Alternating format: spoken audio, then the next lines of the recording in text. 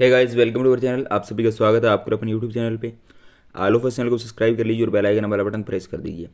तो फ्रेंड्स, आज अपने बात करने वाले हैं एसबीपीओ प्रीलिम्स 2021 के स्कोर कार्ड के बारे में कि क्या कुछ स्कोर रहा है एग्जामिनेशन के अंदर और क्या एक्यूरेसी 100% थी।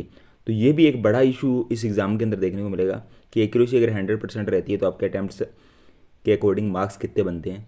तो एग्जैक्टली मैंने आपको जब प्रीलिम्स का एग्ज़ाम होता है उस टाइम भी अपने अटैम्प्ट्स बताए थे और कुछ एक ग्रुप्स में भी मैंने शेयर किए थे कि ये मेरे इंडिविजुअली रीजनिंग के अंदर, मैथ्स के अंदर, इंग्लिश के अंदर और उसके बाद जो है वो ओवरऑल अटैम्प्ट कितने हैं।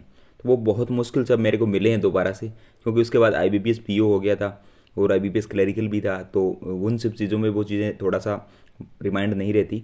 तो अब वो मिल चुका है कि कितने अटैम्प्ट किस किस सब्जेक्ट के अंदर थे। तो अब अपने बात करेंगे स्कोर कार्ड के बारे में और अटैम्प्ट्स के बारे में। पहले मैं आपको अटैम्प्ट्स बता देता हूँ।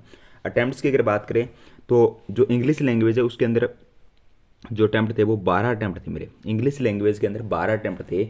21 तारीख को एग्ज़ाम था, फर्स्ट शिफ्ट के अंदर एग्ज़ाम था। 21 तारीख को फर्स्ट शिफ्ट के अंदर एग्ज़ाम था और अटैम्प्ट मेरे थे इंग्लिश के अंदर वो 12 थे, क्योंकि इंग्लिश वहाँ पे इजी टू मॉडरेट थी। इजी टू मॉडरेट थी तो 12 ही अटैम्प्ट हो पाए थे।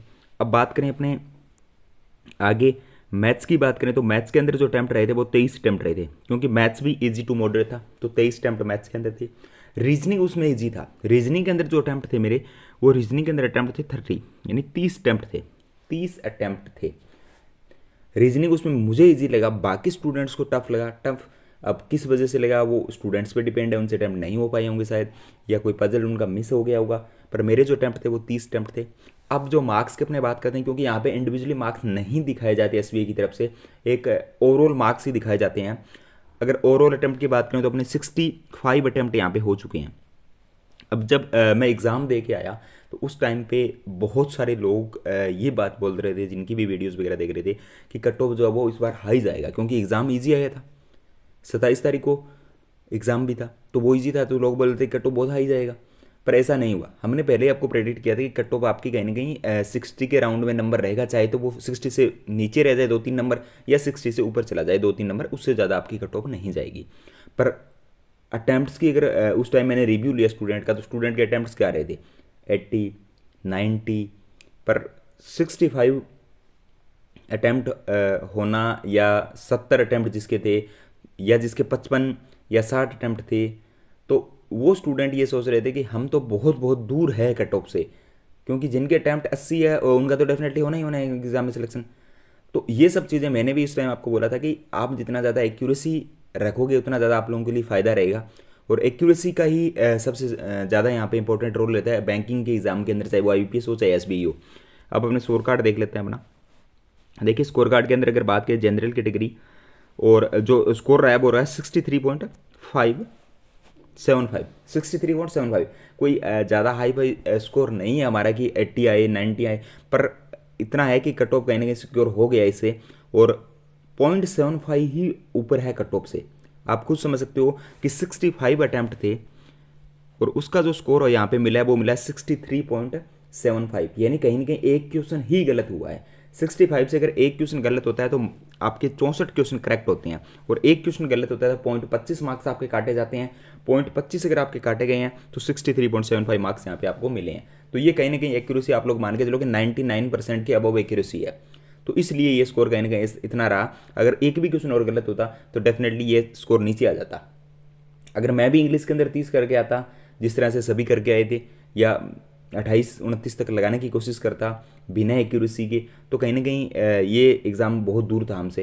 पर जो 10 क्वेश्चन भी, अगर 10 या 12 क्वेश्चन भी एक्यूरेसी के साथ किए हैं तो डेफिनेटली उनका फ़ायदा मिला है। और ये एक बहुत बड़ी सीख आप लोगों के लिए होनी चाहिए कि जो भी एग्ज़ाम आप लोग दे रहे हो, चाहे आपका IBPS PO का हो, चाहे IBPS क्लरिकल का हो, prelims exam, mostly prelims exam की मैं बात कर रहा हूँ, जहाँ पे आप लोगों का बहुत ज़्यादा शिफ्ट्स होते हैं, तो उस एग्ज़ाम की अगर मैं बात करूँ तो वहाँ पे एक्यूरेसी आपको मेंटेन रखनी होती है।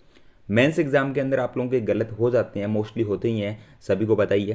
पर प्रीलिम्स एग्जाम के अंदर आप लोगों को एक्यूरेसी जो वो 100% रखनी। अगर मेंस के अंदर भी आप लोग एक्यूरेसी 100% अपनी रख पाते हो कहीं ना कहीं, तो आपका स्कोर बहुत अच्छा स्कोर जाता है।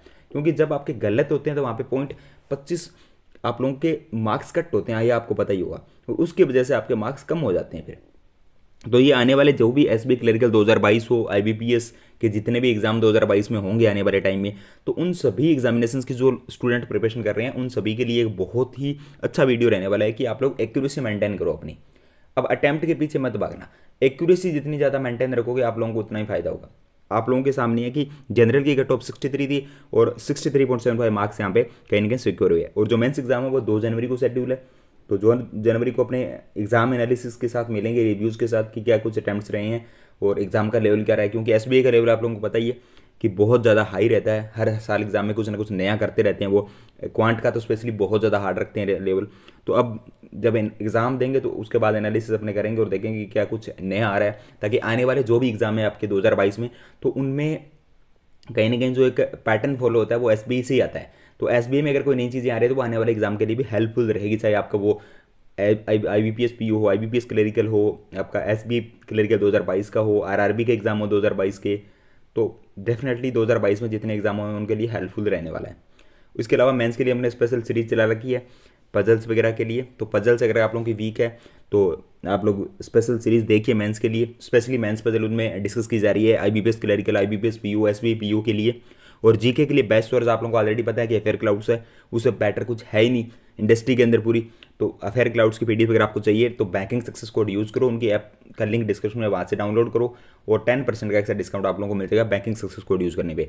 तो बेस्ट ऑफ लक गाइस सभी के लिए जिनका भी एग्जामिनेशन आने वाले दिनों में है। Thank you, have a nice day.